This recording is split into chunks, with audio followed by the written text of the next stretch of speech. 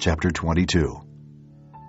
Now the feast of unleavened bread, called the Passover, was approaching, and the chief priests and the teachers of the law were looking for some way to get rid of Jesus, for they were afraid of the people.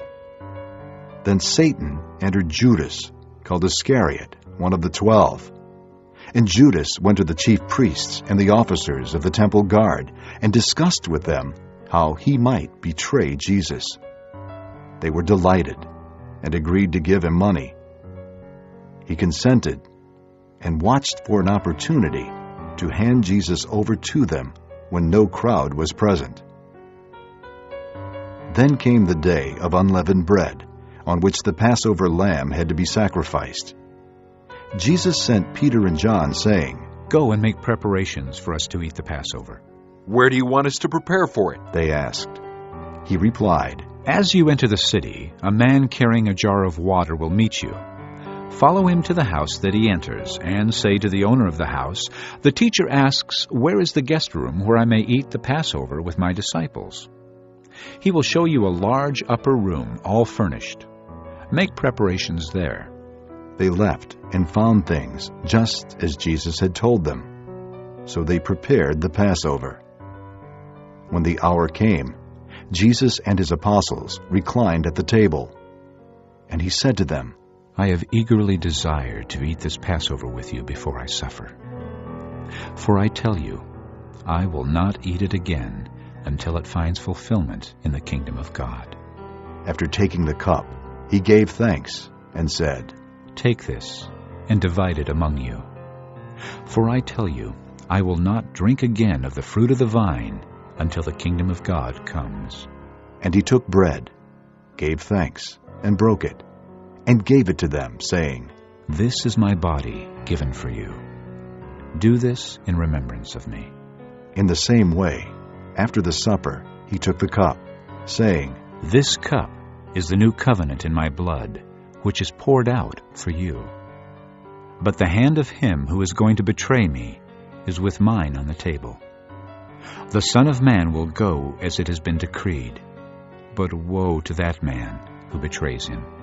They began to question among themselves which of them it might be who would do this. Also, a dispute arose among them as to which of them was considered to be greatest. Jesus said to them, "The kings of the Gentiles lord it over them, and those who exercise authority over them call themselves benefactors. But you are not to be like that. Instead, the greatest among you should be like the youngest, and the one who rules like the one who serves. For who is greater, the one who is at the table or the one who serves? Is it not the one who is at the table? But I am among you as one who serves. You are those who have stood by me in my trials, and I confer on you a kingdom just as my Father conferred one on me, so that you may eat and drink at my table in my kingdom and sit on thrones, judging the 12 tribes of Israel. Simon, Simon, Satan has asked to sift you as wheat. But I have prayed for you, Simon, that your faith may not fail. And when you have turned back, strengthen your brothers." But he replied, "Lord, I am ready to go with you to prison and to death." Jesus answered, "I tell you, Peter, before the rooster crows today, you will deny 3 times that you know me." Then Jesus asked them, "When I sent you without purse, bag, or sandals, did you lack anything?" "Nothing," they answered. He said to them, "But now if you have a purse, take it, and also a bag. And if you don't have a sword, sell your cloak and buy one. It is written, 'And he was numbered with the transgressors.' And I tell you that this must be fulfilled in me. Yes, what is written about me is reaching its fulfillment." The disciples said, "See, Lord, here are 2 swords." "That is enough," he replied. Jesus went out as usual to the Mount of Olives, and his disciples followed him. On reaching the place, he said to them, "Pray that you will not fall into temptation." He withdrew about a stone's throw beyond them, knelt down, and prayed, "Father, if you are willing, take this cup from me. Yet not my will, but yours be done." an angel from heaven appeared to him and strengthened him. And being in anguish, he prayed more earnestly, and his sweat was like drops of blood falling to the ground. When he rose from prayer and went back to the disciples, he found them asleep, exhausted from sorrow. "Why are you sleeping?" He asked them. "Get up and pray so that you will not fall into temptation."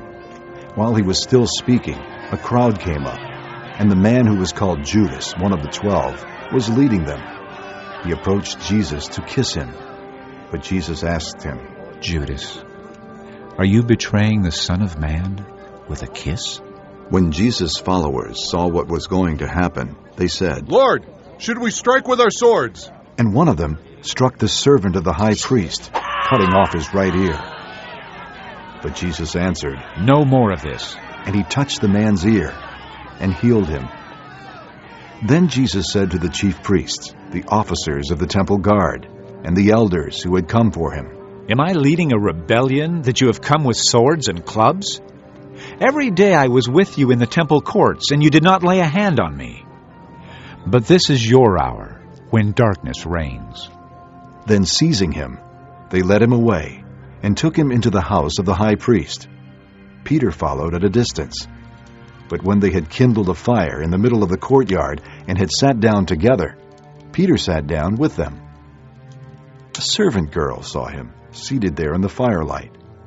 She looked closely at him and said, "This man was with him." but he denied it. Woman, I don't know him. He said. A little later, someone else saw him and said, "You also are one of them." Man, I am not. Peter replied. About an hour later, another asserted. "Certainly this fellow was with him, for he is a Galilean." Peter replied. Man, I don't know what you're talking about. Just as he was speaking, the rooster crowed. The Lord turned and looked straight at Peter. Then Peter remembered the word the Lord had spoken to him, "Before the rooster crows today, you will disown me 3 times. and he went outside and wept bitterly. The men who were guarding Jesus began mocking and beating him. They blindfolded him and demanded, "Prophesy!